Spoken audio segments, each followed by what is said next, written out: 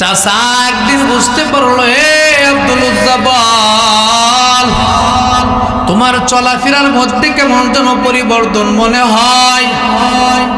তুমি বলো, মুহাম্মাদের ধর্ম গ্রহণ করেছো কিনা? যেমন ছন্দ তেমন কাজ। তুমি মুহাম্মাদের ধর্ম গ্রহণ করেছো কিনা বলো।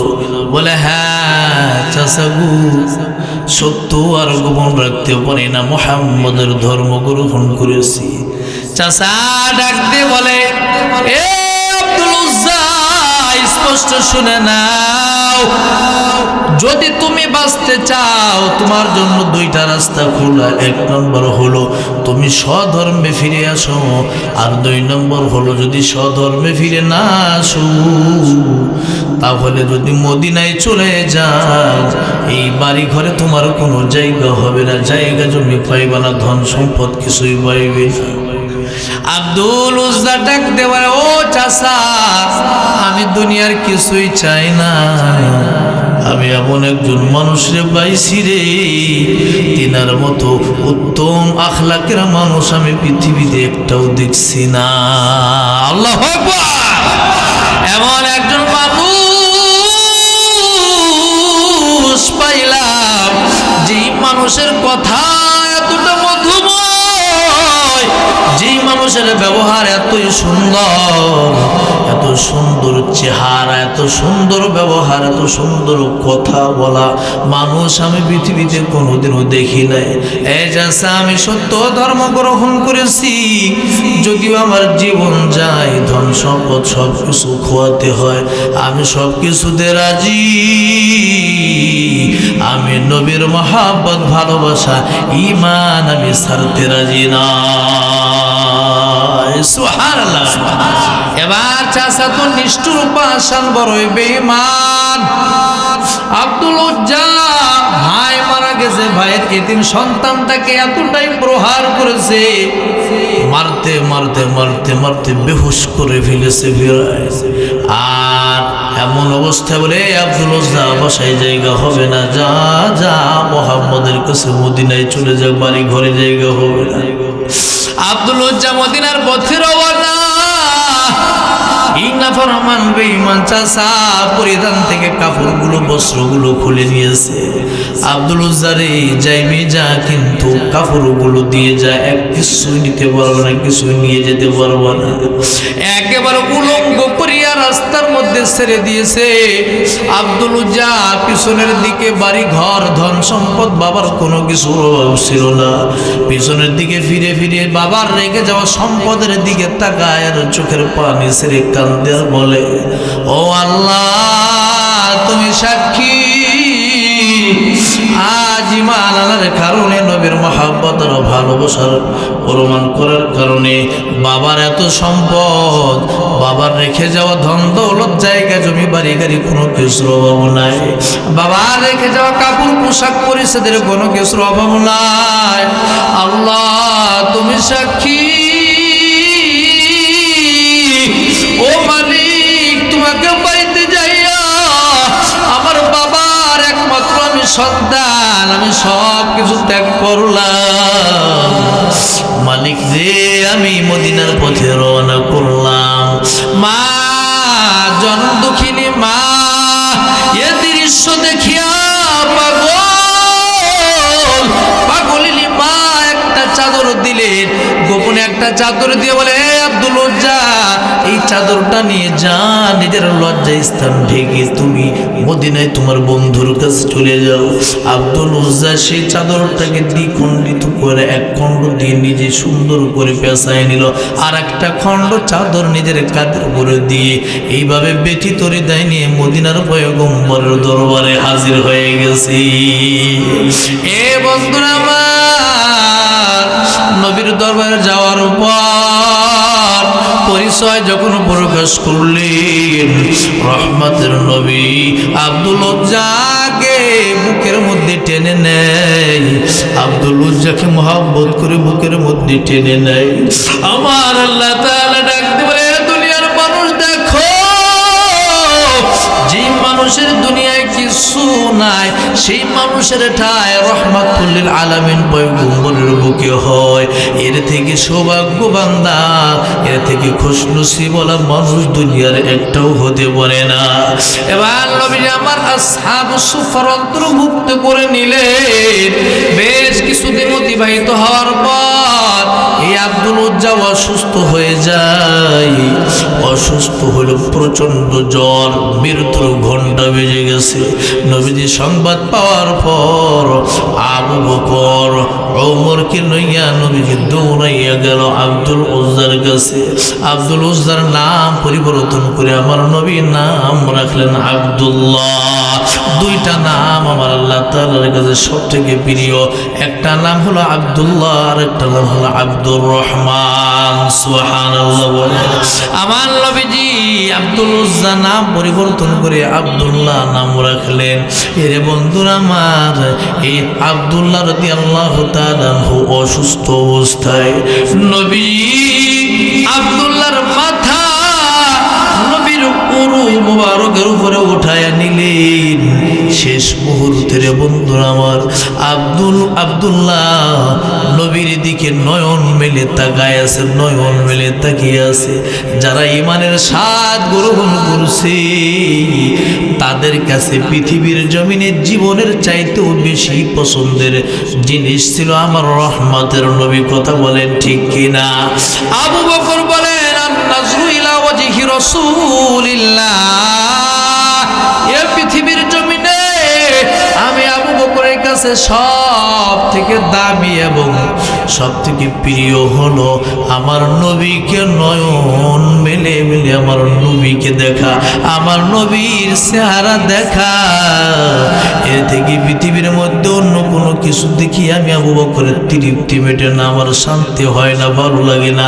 আমার নবীর চেহারা দেখতে যতটা মায়া লাগে, যতটা ভালো লাগে, অন্তরে শান্তি পাই। বলেন সুবহানাল্লাহ। এই জন্য আমার আল্লাহ তাআলা বলেন, আমিনু কামা আমানান নাস। দুনিয়ার মানুষকে ঈমান যদি আনতে হয়, আবু বকরের দিকে তাকাও, উমরের দিকে তাকাও, উসমান আলীর দিকে তাকাও, সাদ ইবনে আবি ওয়াক্কাসের দিকে তাকাও, অন্যান্য সাহাবীদের দিকে তাকাও। তাদের ঈমান আনয়ন, তাদের ঈমান আনা আমি আল্লাহ তাআলার কাছে বড় পছন্দ হয়, বড় ভালো লাগে। তারা ঈমান আনে, তাদের ঈমান আনা আমি আল্লাহর কাছে পছন্দ হয়। দুনিয়ার মানুষ যদি ঈমান আনতে হয়, আমিনু কামা আমানান নাস, তোমরা ঈমান আনো সাহাবীদের মতো ঈমান আনো।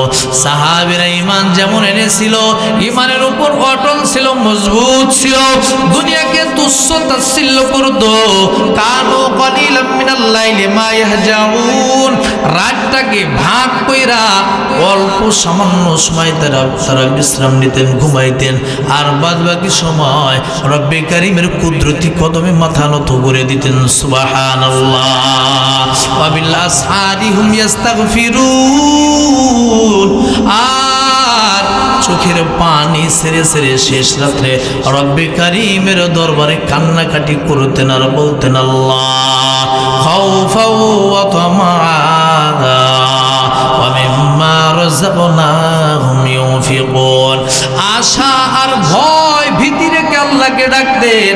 আশা ছিল, ও আল্লাহ, যদিও আল্লাহ তেমন ভাবে আমল করতে পারি না, কিন্তু আশা রাখি তুমি আমাদেরকে জান্নাতে দিবা, এই আশা রাখতেন।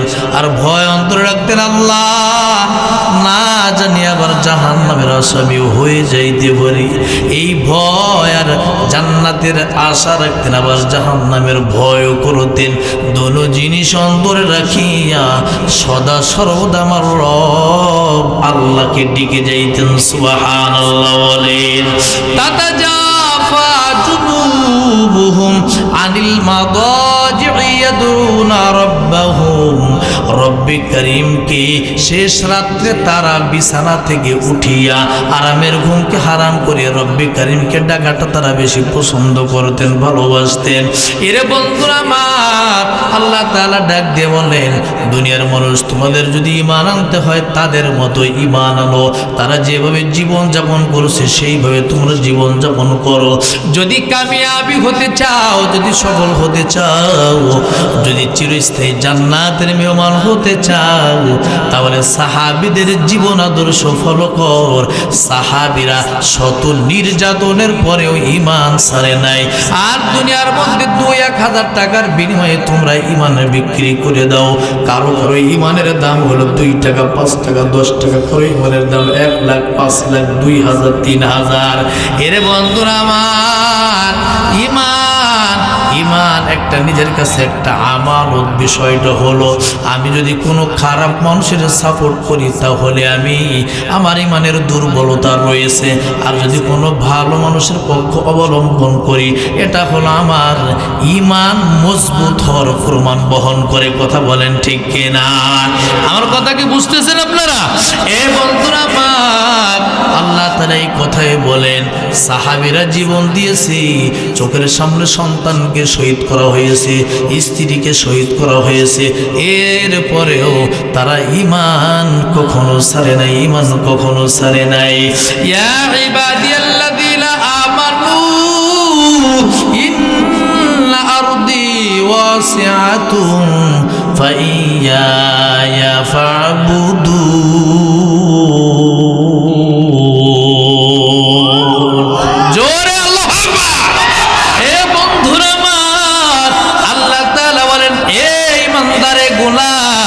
যদি তোর ঈমান আমল হিফাজত করার জন্য যদি তোর হিজরত করা লাগে, দেশ ছাড়তে হয়, তারপরেও ছাড়বি, তারপরে ঈমান কিন্তু দিবি না।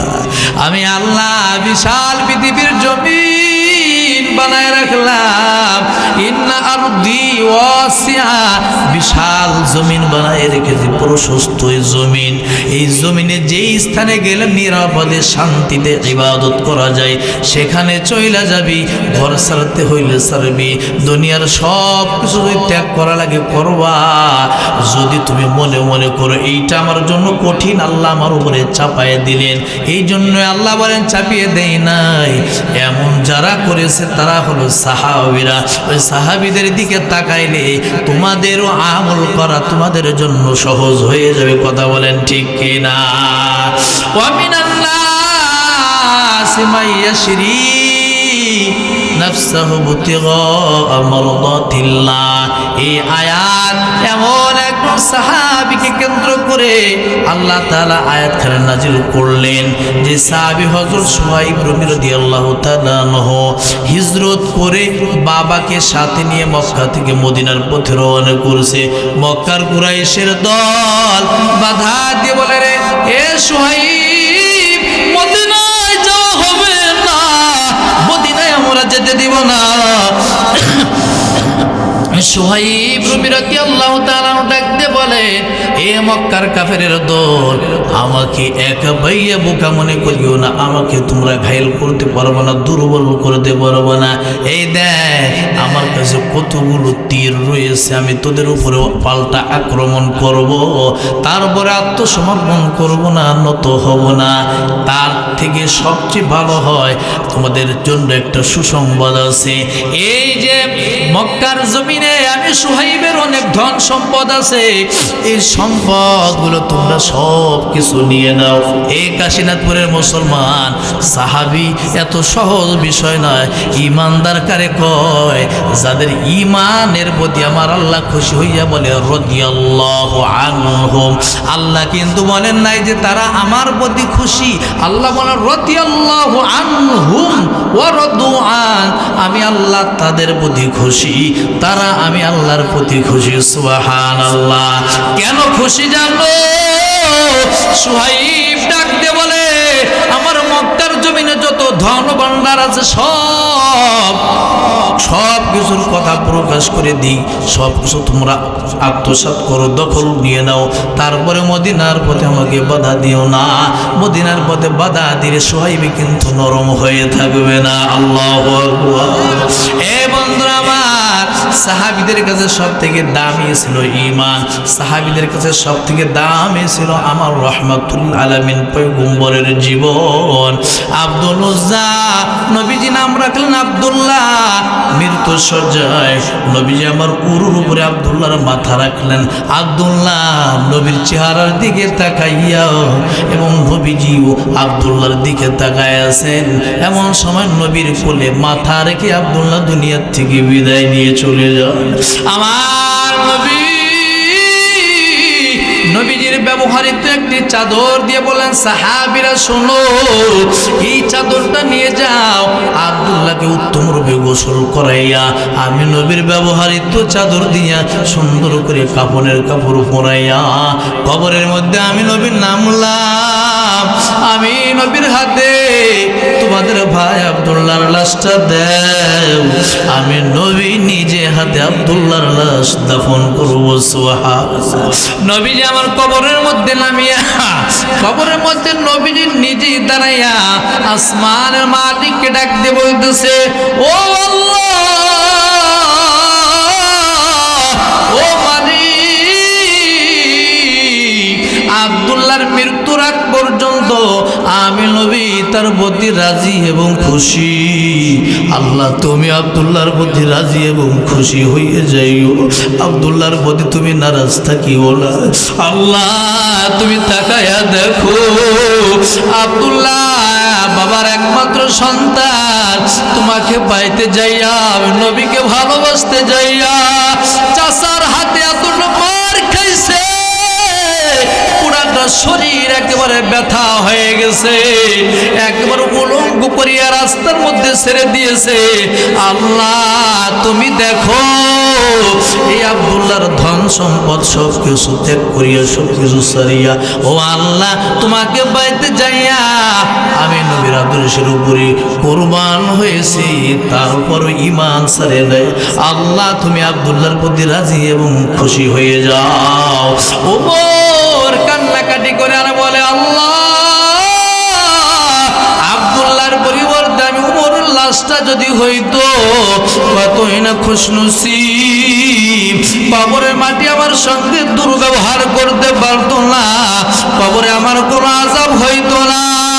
খলিফাতুল মুসলিমিন ওমর দুনিয়ার বুক থেকে জান্নাতের সার্টিফিকেট প্রাপ্ত, দুনিয়ার বুক থেকে জান্নাতের সনদ পাইলেন, এরপরও কবরের ভয়ে কান্দে আর ডাকতে বলে, এই আব্দুল্লাহর পরিবর্তে লাশটা যদি আমি ওমরের লাশ হইতো, কতই না খুশনসিব সৌভাগ্য, আমি ওমরের জীবন ধন্য হয়ে যাইতো, নবীর হাতে আমার দাফন কমপ্লিট হইতো।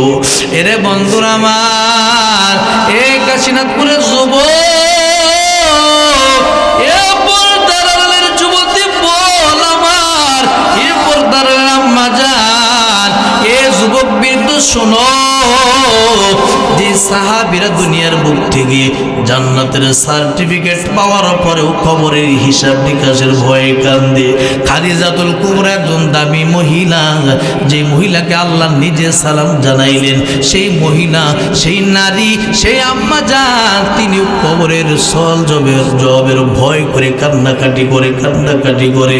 এ আম্মা জানেরা, কবরে একা একা যাইতে হবে, নিজের পছন্দের অলংকার, গহনা, শাড়ি, দামি দামি জুতা, হিল সব কিছু পরে থাকবে, সব কিছু আলমারির মধ্যে শোকেসের মধ্যে পরে থাকবে। তিনটা আম্মা জানেরা পাঁচটা কাপড় দিয়ে আপনাদেরকে দুনিয়ার শেষ বিদায় আপনাদেরকে জানাবে। এই কবরের ভয়ে আম্মা জান খাদিজাতুল কুবরা কান্দে, আম্মা জান আয়েশা সিদ্দিকা রাদিয়াল্লাহু তাআলা আনহা কান্দে। কাশীনাথপুরের আম্মা জানেরা একটা বারের জন্য কবরের ঘরের ভয় অন্তরে ঢুকায় কান্না করেছো নাকি? একটা বারের জন্য মন কান্নাকির সওয়ালের জবাব, এই ভয়ে কান্না করেছো নাকি? চোখের কোটায় কি পানি আসছে নাকি? না না না, জীবনের মূল্যায়ন করো, হায়াতের কদর করো।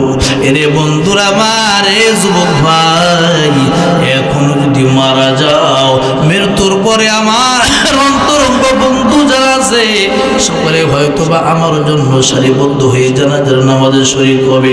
আমার ইন্তেকালের পর বন্ধুরা আস্তে আস্তে ফোন থেকে আমার কন্ট্যাক্ট নাম্বারটাও ডিলিট করে দেবে, আর বলবে এই নাম্বার থেকে কোনোদিন আর ফোন আসবে না, নাম্বারটা ডিলিট করে দে।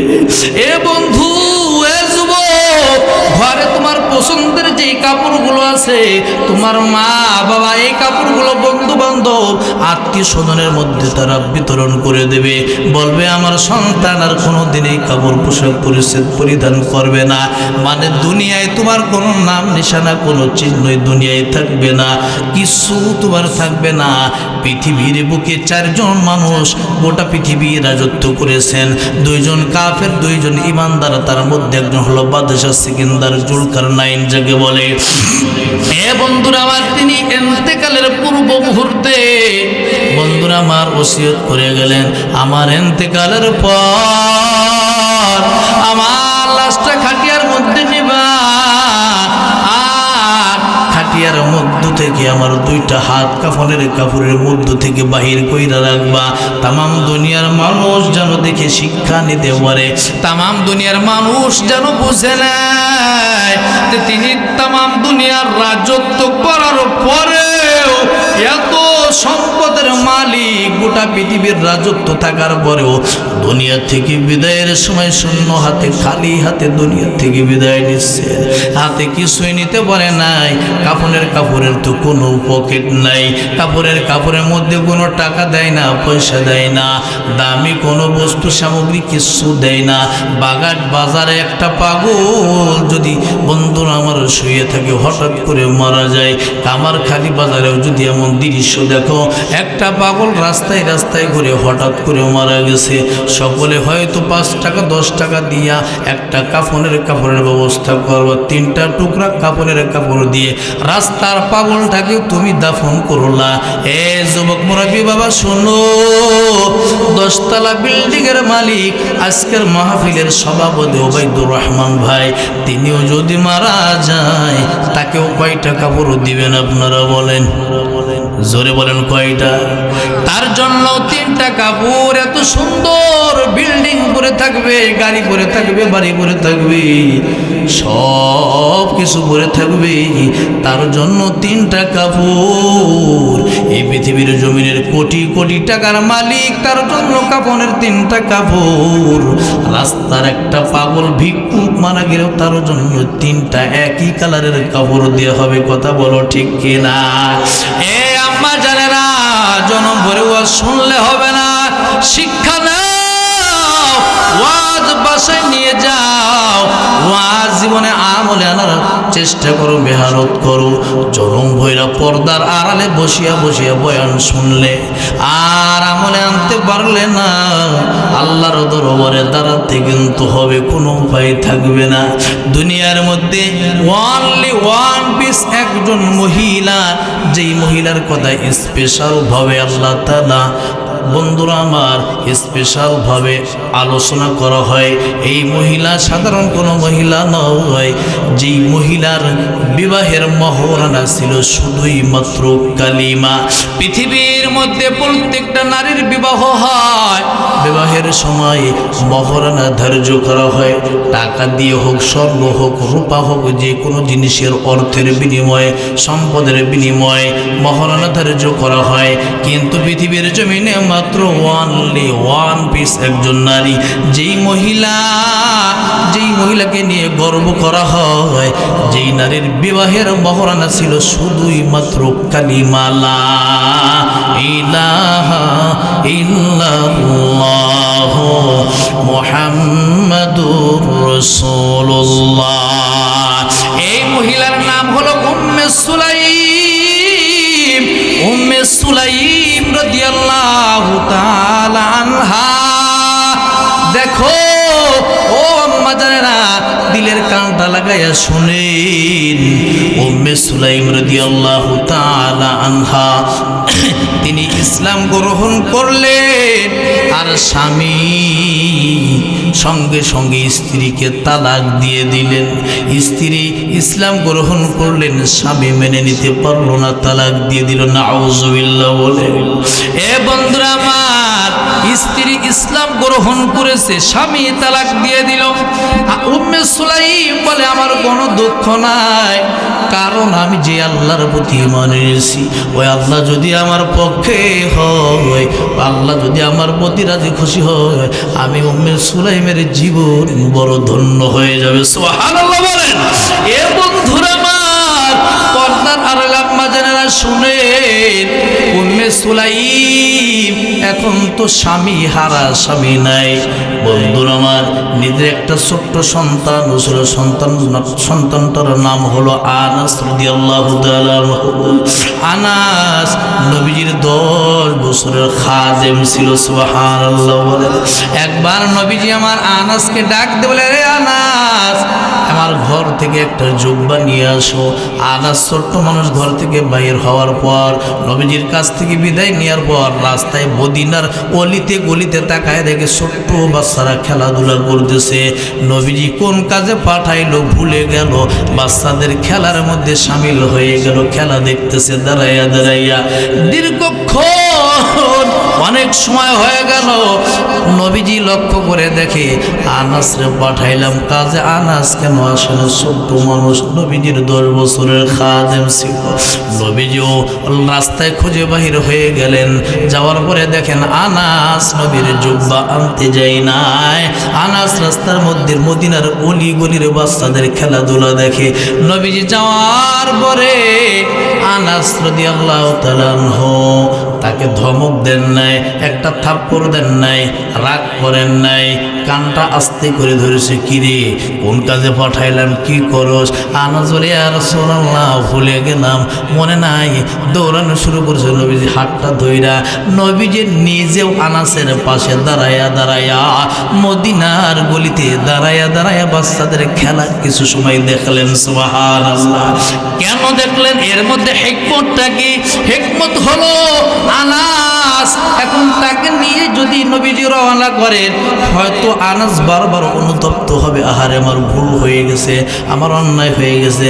কিন্তু নবীজি বলে, আনাস রে, তোর অন্তরে যেন আমি নবীর প্রতি বিন্দু পরিমাণ খারাপ ধারণা যেন না আসে, এই জন্য তোকে নিয়ে আমি নবীজি কিছুক্ষণ দাঁড়াইয়া দাঁড়াইয়া খেলা দেখলাম, যাতে করে আমার প্রতি তোর খুব ভালো সুধারণা থাকে, বিন্দু পরিমাণ আমার প্রতি ভয় ভীতি যেন না কাজ করে। চিৎকার দিয়ে বলা যাবে না আল্লাহু আকবার। এমন রহমতের নবী কাশীনাথপুরের মুসলমান, এমন রহমতের নবীর উম্মত হয়েছো, যেই নবীর উম্মত হওয়ার জন্য অন্য অন্য নবীরাও পর্যন্ত আল্লাহর দরবারে অ্যাপ্লিকেশন করেছেন। সুবহানাল্লাহ। এ বন্ধুরা আমার, আম্মা জানেরা, আপনাদের উদ্দেশ্যে উম্মে সুলাইমের কথা বলতেছিলাম। উম্মে সুলাইম এতটাই দামি একজন মহিলা, ঈমান আনয়নের কারণে, ইসলাম গ্রহণের কারণে স্বামী তালাক দিয়ে দিলেন। উম্মে সুলাইম রূপবতী সুন্দরী একটি মহিলা, অল্প বয়সের একেবারে। এই বন্ধুরা আমার, তদানীন্তন সময়ে মদিনার একজন নওজোয়ান যুবক, যার নাম হলো আবু তালহা।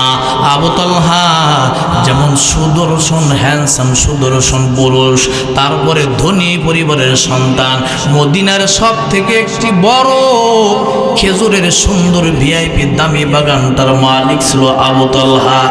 আবু তালহা উম্মে সুলাইমকে বিবাহের প্রস্তাব দিল।